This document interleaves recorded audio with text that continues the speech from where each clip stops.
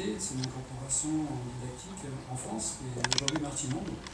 On pourrait aussi le questionner à la suite de l'exposé.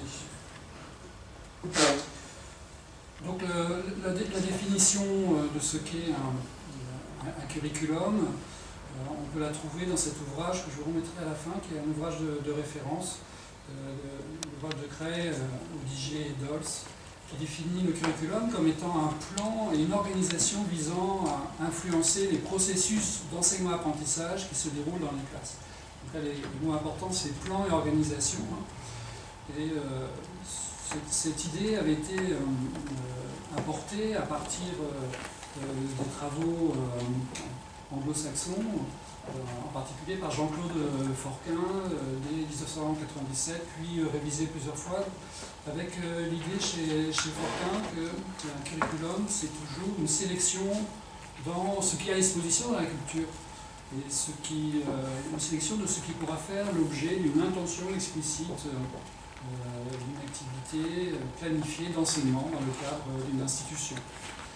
Et dans cette conception de Jean-Claude Forquin, il y avait deux manières de le concevoir.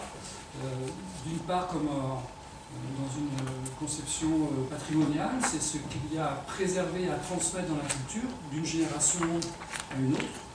Et comme on ne peut pas tout transmettre, il y a besoin de faire une sélection, c'est ça l'idée de base. Et donc qu'est-ce qu'on sélectionne dans la culture à un moment donné, et qu'on décide qu'il est important de transmettre d'une génération à une autre. Et puis il y a une deuxième conception, une dimension de l'idée de curriculum, c'est celle qui renvoie davantage à des pratiques sociales.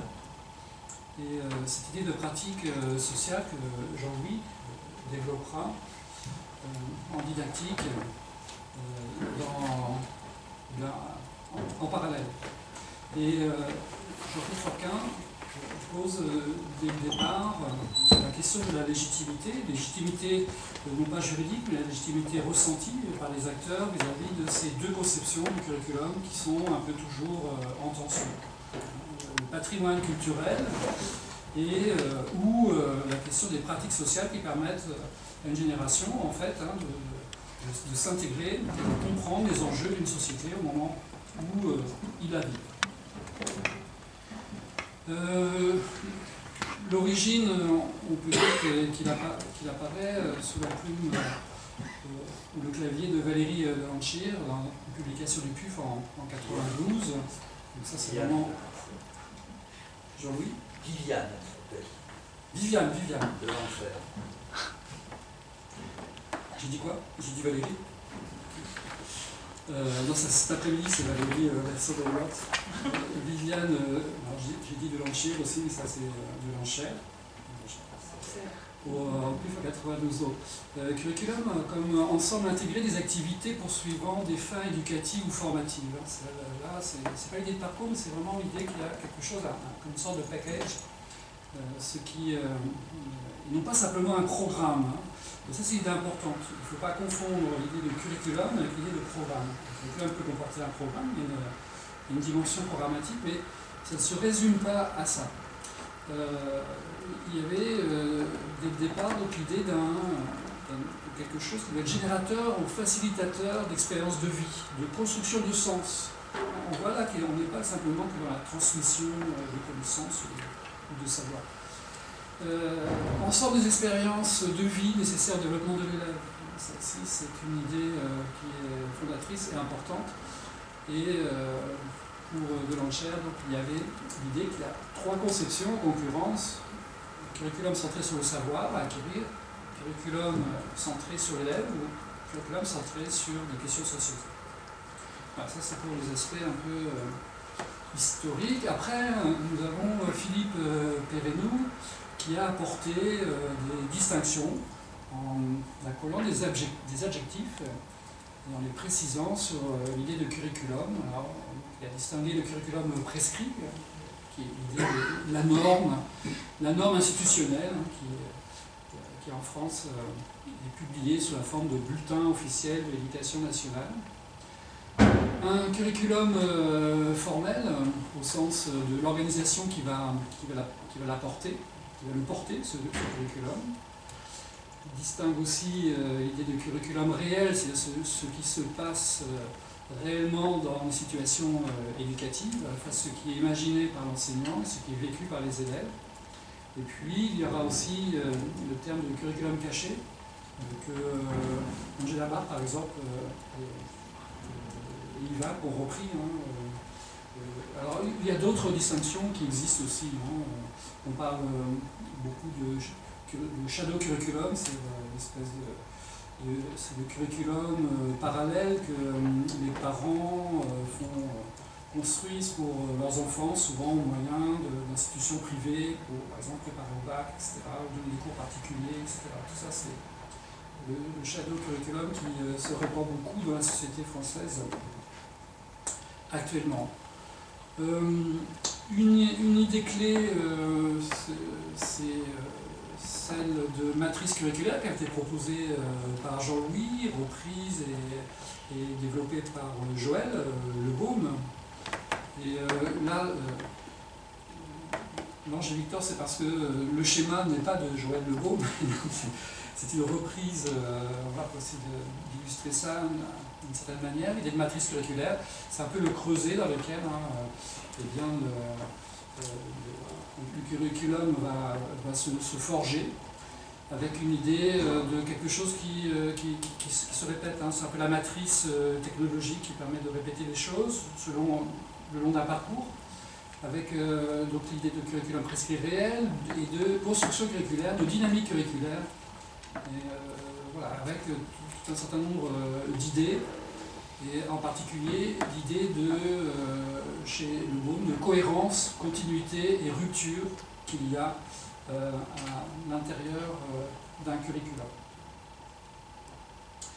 Et puis, Jean-Louis a apporté ou revisité ces définitions pour proposer un certain nombre de termes qui ont l'intérêt de pouvoir penser des méthodologies de recherche sur le curriculum, avec l'idée de curriculum potentiel qui est une modélisation qui vise à rendre intelligible la différence qu'il y a, l'écart qu'il y a entre le curriculum qui est prescrit, celui qui est dans les textes d'émission, les différents textes d'encadrement, préconisation, etc.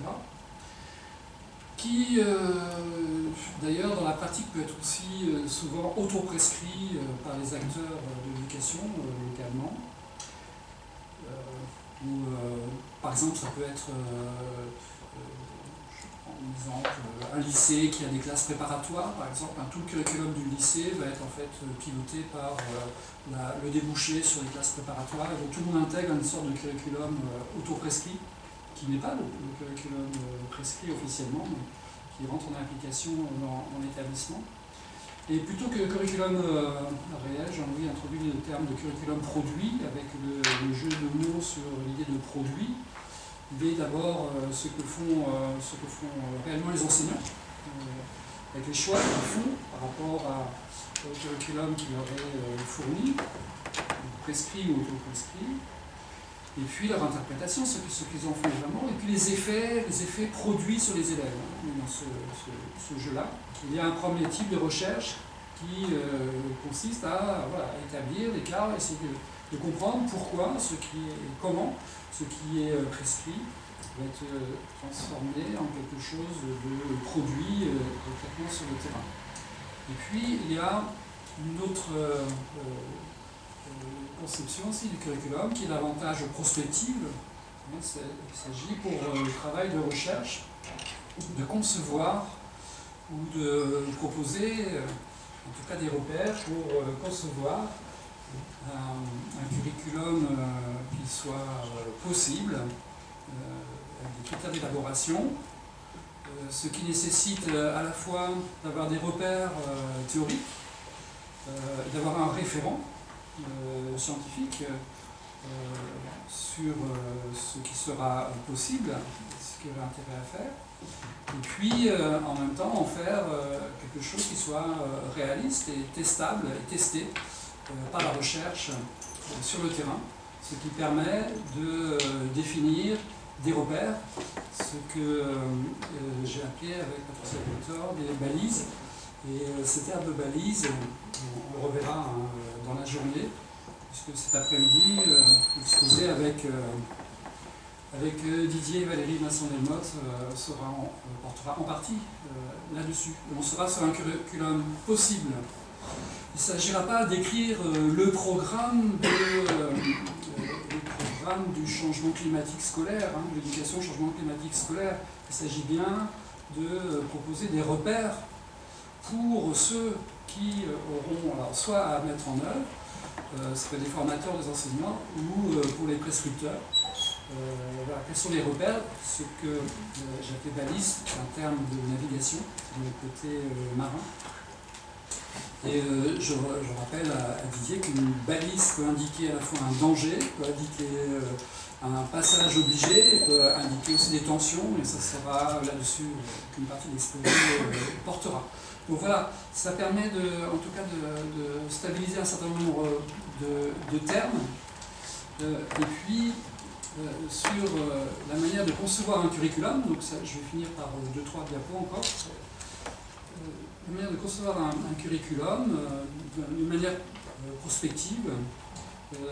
Jean-Louis, dans un article paru dans la revue canadienne, avait stabilisé cette méthodologie, ce questionnement qui est envisagé selon 3 registres. Donc un registre politique qui permet de définir les missions, qui ont besoin souvent d'être clarifiées par le chercheur ou précisées par le chercheur lorsque ce n'est pas fait par l'institution.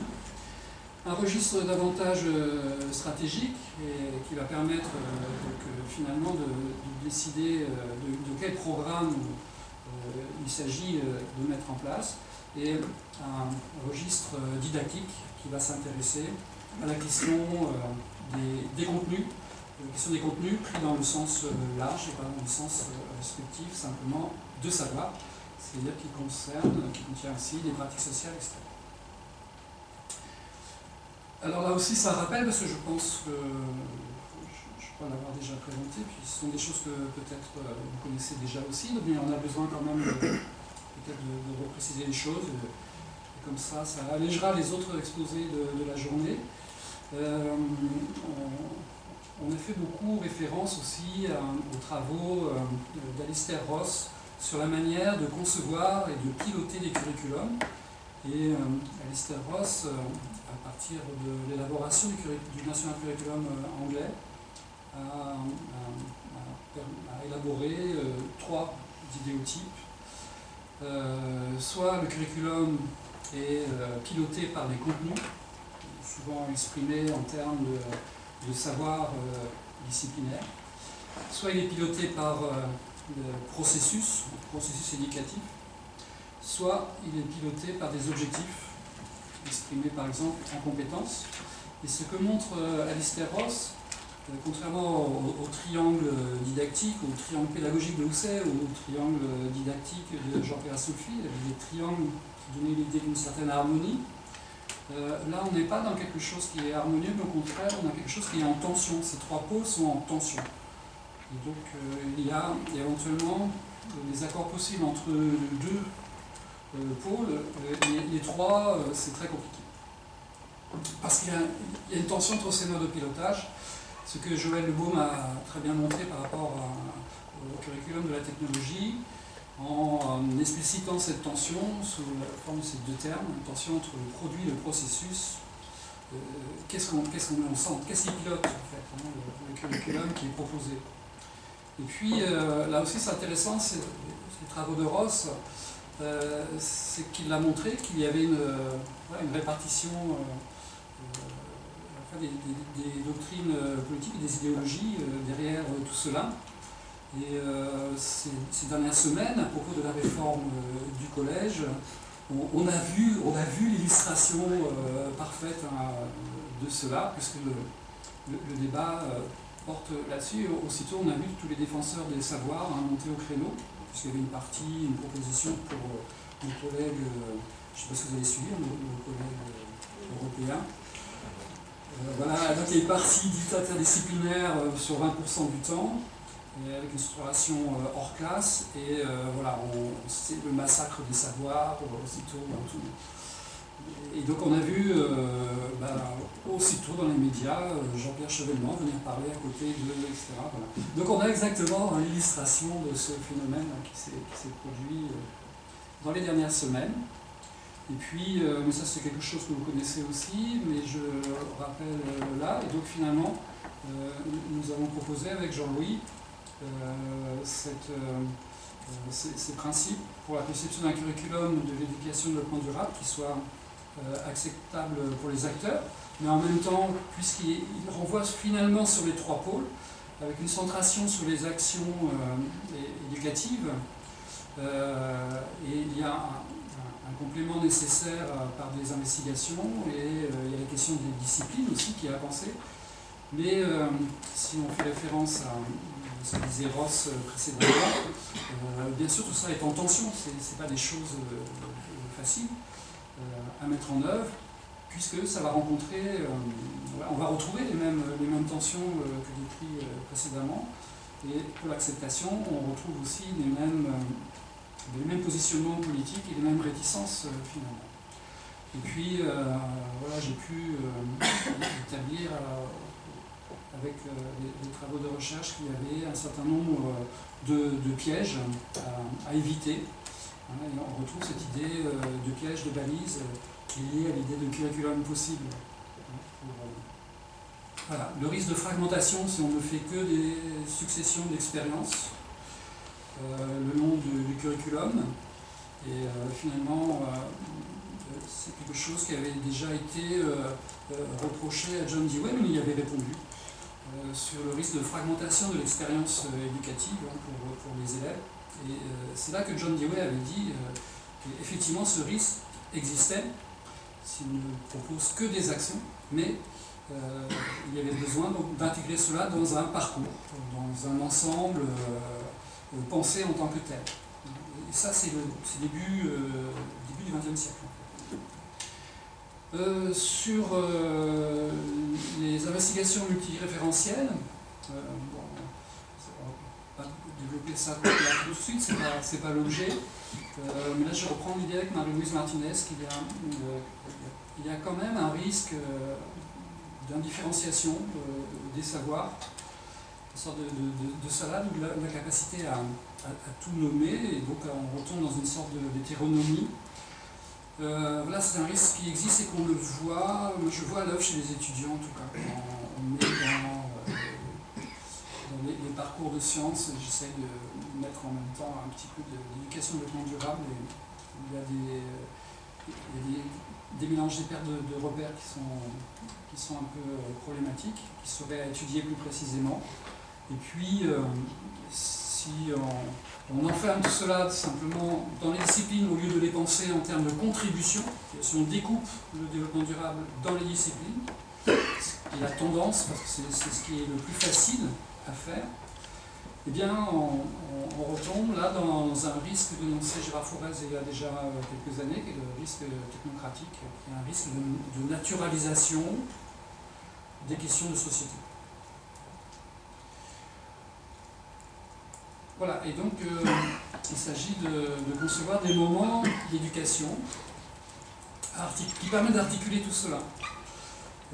La réforme du collège va dans ce sens, le plan d'études roman va dans ce sens. En Belgique, je ne sais pas. Voilà. Et parmi voilà, les ouvrages de référence sur ces questions-là, pour ceux qui avaient besoin de creuser davantage, je vous mets cette référence de François Vigier, Marcel Lecrae, Joachim Volks, paru chez Debuck, Curriculum, enseignement et pilotage, qui est un ouvrage, je trouve, extrêmement bien fait. Voilà, moi j'ai terminé. Je ne voulais pas remplacer du tout Christine, hein, mais c'était l'occasion finalement de repréciser un certain nombre de choses, donc on n'aura pas besoin de reprendre après. Si vous avez des questions, des remarques, des commentaires, vous pouvez nous les adresser à Jean-Louis aussi, qui est le spécialiste de la question, qui n'a peut-être pas envie. Mais si vous le questionnez, je pense que... J'avais une question en fait à poser à toi et à Jean-Louis. C'est dans le schéma de Ross, le premier schéma, contenu, objectif, processus. Oui. Donc voilà, juste après. Bon. Et c'est le lien entre ce schéma et celui que vous avez fait avec Jean-Louis. Dans le schéma que vous avez fait avec Jean-Louis, vous mettez le contenant, investigation multirévérentielle. Voilà. Et non, oui. en fait, par rapport à l'autre... C'est pas Jean-Louis. Faut t'avouer, est à moitié pardonné. Non, je plaisante. Mais est-ce que c'est parfaitement superposable? Est-ce que le terme de contenant est parfaitement superposable au terme d'objectif et de compétences de Ross? En fait, les deux autres, on est bien sur la même chose, des contenus, des processus. Oui, non, mais je vois bien là, ce que tu pointes. Et c'est une proposition que j'ai faite et qui reprenait en fait la distinction par rapport à l'idée de développement durable entre processus contenant et contenu de... je suis en train de chercher son nom. C'est Franck-Dominique Vivien. De Franck-Dominique Vivien, voilà. Je trouve qu'il y avait une correspondance entre cela, mais peut-être que la correspondance est faible. Non, je ne sais pas ce que je voulais dire. Le processus, donc là on est bien, là il n'y a pas de souci, on est bien sur le processus, hein, on va vivre des expériences éducatives et c'est le fait de vivre ces actions éducatives au développement durable, ce sont des actions de développement durable que vont se développer inconsciemment, hein, des dispositions favorables à la fois au questionnement et à l'engagement et peut-être à la responsabilité ultérieurement. Donc, là on est bien sur un processus. Les contenus, c'est effectivement la question de la durabilité à l'intérieur d'une discipline, donc on est bien sur des contenus. Les contenants, ce sont les grandes problématiques que signalait Franck-Dominique Vivien, avec l'idée de contenant. C'est des problématiques qui contiennent les questions de durabilité, mais qui ne les enferment pas. Et Franck-Dominique Vivien disait qu'on a besoin des trois. En fait, le développement durable, c'est les trois. C'est à la fois des questions de processus et puis des questions un peu on va dire, de valeurs, de questionnements généraux et de principes généraux. C'est en même temps des questions, des problématiques plus particulières, plus spécifiques, mais chacune d'entre elles ne résume pas le développement durable. Alors, c'est toujours le danger de diviser la question du développement durable dans sa complexité, de la répartir en problèmes, alors, par exemple le problème de la mobilité, le problème de l'énergie, le problème du climat, etc. Et les contenus, bien sûr, on en a besoin, donc on en a besoin pour étayer, c'est ce qu'on va essayer de montrer cet après-midi, mais ça ne peut pas se résumer à la question des contenus non plus. Il ne suffit pas de savoir pour entrer dans un développement durable. Tu as beaucoup élargi la notion de contenant. C'est pas une critique, surtout pas. Hein. Mais tu as beaucoup élargi la notion de contenant par rapport à certaines versions qu'on avait du contenant, qui était plutôt l'environnement dans lequel les choses se passaient. C'est le contenant, la pérennie? Oui. Ou alors j'ai mal compris Pérennou quand... J'ai juste un problème sur le terme de contenant. Sur le sens réel de contenant, et ce que tu dis là, c'est les grandes problématiques qui contiennent. C'est vrai que je le... Oui. Parce que sinon, effectivement, pragmatiquement, quand on fait un curriculum, on bâtit un curriculum de master, il faut le mettre dans des UE, il faut le mettre concrètement dans des boîtes, oui. Et effectivement, les boîtes, on est drôlement embêtés pour les faire, parce qu'elles ne reflètent pas du tout elles ne reflètent même pas le contenu, en fait. Donc, J'avoue que ce que tu disais, c'était le travail que vous aviez fait avec Jean-Louis sur le fait qu'il n'était pas possible de faire plus de deux à la fois. Non, c'est pas ça. C'est les travaux de Ross qui montrent, c'est pas que c'est pas possible, ils montrent que c'est en tension, c'est-à-dire voilà, ça va pas de soi. On va pas décréter, voilà, on va faire ça, puis ça. C'est beaucoup plus compliqué que ça. Je sais pas. Mais Jean-Louis, tu peux... Oui, moi je voudrais faire quelques remarques là-dessus, parce que le schéma de Ross est un spécialiste de sciences politiques. C'est donc dans le registre politique qu'il pose les problèmes.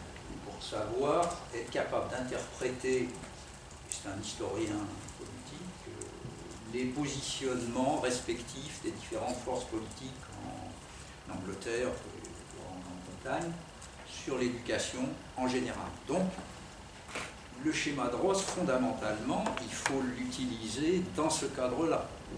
Ce registre politique, c'est celui dans lequel on peut se poser la question, mais quel sens cela a-t-il de vouloir une éducation au développement durable? Est-ce qu'on n'a pas assez de disciplines ou de matières d'école? Est-ce qu'on n'a pas assez d'occasions diverses pour traiter l'ensemble des questions qui peuvent être prises en compte à l'école concernant le développement durable?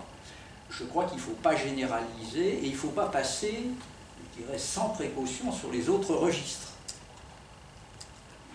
Alors, personnellement, quand Ross parle de contenu, c'est-à-dire contents, il pense regrouper des contenus qui sont définis de manière plus ou moins précise, on dirait quelques éducations A aujourd'hui, avec des disciplines existantes que les protagonistes dans un débat politique comprennent très bien, que ce soit des spécialistes de l'éducation ou que ce soit des députés ou des gens de la haute administration. Il n'emploie pas contenant. Ce qu'il emploie, c'est plutôt piloté par des objectifs. Le pilotage par des compétences, je dirais, est maintenant rentré dans le vocabulaire politique par transfert des usages mis au point dans le monde économique des entreprises. Bon, donc ça percole certes, mais je crois qu'il faut garder vraiment l'origine. Après, l'analyse, la proposition ici, elle se situe fondamentalement dans ce que j'avais appelé un registre de type stratégique. Quelles sont les grandes orientations éducatives qu'on va se fixer, soit dans un curriculum d'ensemble général pour l'école, soit, par exemple là, dans la loi, c'est distraire 20% des horaires pour des activités pratiques dites interdisciplinaires, des choses comme ça. On n'est plus tout à fait dans le registre politique, on est à l'intermédiaire entre la manière dont on va faire à l'école, et quand je dis faire, c'est tous les acteurs qui font. C'est pour ça d'ailleurs que je parle de curriculum produit au départ, mais fondamentalement, c'est toujours des curriculums coproduits. Parce qu'il n'y a pas que les enseignants qui produisent, il n'y a pas que les apprenants, ou que les élèves, ou que comme ça, il y a aussi tous ceux qui peuvent intervenir quand on parle d'équipe éducative, quand on parle de correction dans le shadow curriculum par les familles, c'est toujours coproduit. Et donc, c'est jamais conforme à ce qui a été prescrit. C'est même pas conforme à ce qui est auto-prescrit par une partie des acteurs. Donc, mais là, on est vraiment dans le registre stratégique. Et là, ça demande, c'est une problématique qu'il faut reconstruire complètement dans ce registre-là. Il y a des correspondances avec ce qui se décide du point de vue politique quand il y a décision. Et puis il y a des correspondances avec l'ensemble des problèmes d'ordre pédagogique, j'insiste aussi là-dessus, et didactique, parce que là, il y a des aspects qui sont à la fois pédagogiques et didactiques, qu'on a à prendre en compte.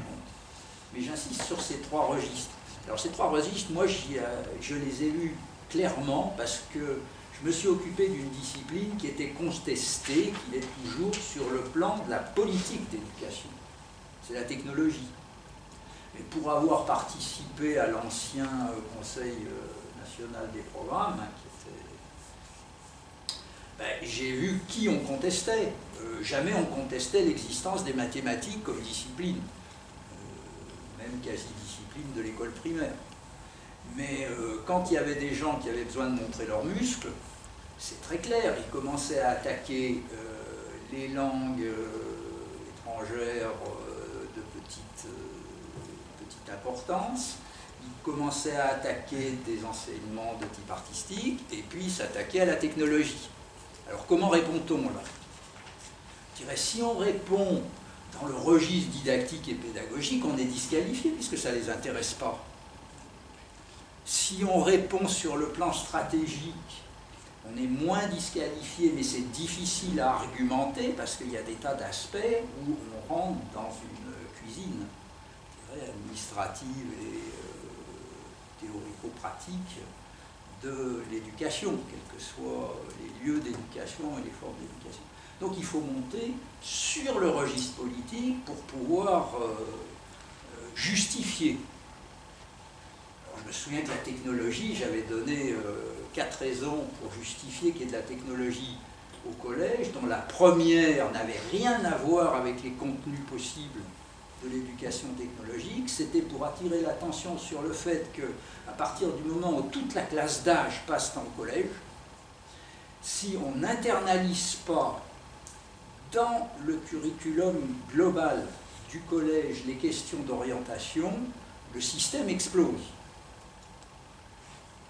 C'est une raison pour, je dirais, dire oui, on a besoin quand même d'avoir un minimum, de fournir un minimum de compréhension et de représentation, je dirais, des contenus techniques. Il y a d'autres aspects qui sont les contenus sociaux et des environnements techniques du travail aujourd'hui, pas il y a un siècle. Alors c'est très intéressant de voir que dans les curriculums, par exemple, vous prenez le curriculum d'histoire, en France, sur l'histoire du 19e siècle, on parle des techniques et de l'environnement social des entreprises au 19e siècle. Ça disparaît complètement au niveau de la 3e française pour le 20e siècle. C'est quand même ahurissant. Tout en mêlant ça à un discours où on dit on dépend des sciences, on dépend des avancées de la technologie. Vous voyez? Donc, un des problèmes fondamentaux sur lesquels on a beaucoup à réfléchir, nous, du point de vue des formateurs, soit en université, préparant des éducateurs, enseignants qui doivent prendre en charge ce qu'on fait, sur toute l'argumentation, toutes les chaînes de transformation qu'il faut avoir mieux pensé et mûri pour pouvoir discuter. Vous ne ferez pas de l'éducation au développement durable sans partenariat. Comment on parle à des associations, à une association de parents d'élèves, à une association pour le développement durable, ou pour l'environnement, on ne parle pas comme aux collègues de la discipline, ou comme aux collègues d'une autre discipline, mais au même niveau d'enseignement. Oui, c'est ça les problèmes chauds sur lesquels il y a besoin de réfléchir. Il y a besoin de ce point de vue-là, de cette outil de différenciation enseignante. Alors, j'aurais pas pris contenant, par exemple. Ça, c'est la question. Bon, les actions éducatives, il y a ce qui pilote. Processus, ça veut dire qu'on agit sur certains aspects d'un processus qui a son propre dynamisme. Il n'est pas alimenté, par exemple, par l'injection de contenu, que ce soit des notions, ou des exemples, ou des types d'exercices. Il y a un processus. C'est le type même de appelle habituellement l'action éducative ou le travail par projet, mais là avec des sortes de productions que préconisait Dewey. Non mais là, Mais là, le contenant, c'est autre chose. C'est une idée que, ça c'est une autre idée sur laquelle je crois qu'il y a besoin de réfléchir. C'est qu'il faut sortir des disciplines aussi. On y sort de deux façons dans le schéma qui est présenté. On y sort quand c'est des actions éducatives. Une action éducative, elle est fondamentalement adisciplinaire. Et c'est ce qu'il y a de plus difficile à comprendre, parce que dans toutes les réflexions, on prend comme contraire de disciplinaire, interdisciplinaire. Curieux comme opération linguistique. Il y a des tas de manières de nier. Les négations, il y a plusieurs types de négations en logique. En tout cas, là, c'est adisciplinaire. Les investigations multiréférentielles, c'est pour attirer l'attention que s'il y a des enjeux qui ne sont pas disciplinaires de développement durable, des enjeux environnementaux, il y a besoin de les éclairer pour les comprendre avec des tas de points de vue différents. Une partie des points de vue, c'est des points de vue de discipline. Mais il y a des points de vue qui sont de tout autre ordre, qui peuvent être de type professionnel. On dit, je ne sais pas, la transition énergétique, c'est fondamental. Il y a tous les métiers de l'énergie qui rentrent en compte, en ligne de compte, prendre leur point de vue, qu'est-ce qu'ils savent faire, techniquement, économiquement, pratiquement, c'est donner des éclairages. Et donc, c'est cette idée-là qui a... Alors effectivement, mais ce n'est pas un contenant, je dirais, c'est des orientations en disant, n'oubliez pas qu'il y a des aspects au-delà des disciplines, qui sont utiles, intéressants et qui a besoin sans doute d'arriver au moins à prendre pour un temps, pour éclairer les choses. C'était vraiment contenant dans le sens de Franck-Dominique Vivien, qui est défini dans l'introduction de son ouvrage. Il me semble intéressant de mettre en correspondance cette idée-là, que le développement durable, ça ne pouvait pas s'enfermer dans une dimension. Il y avait les trois dimensions, le processus, contenant et contenu.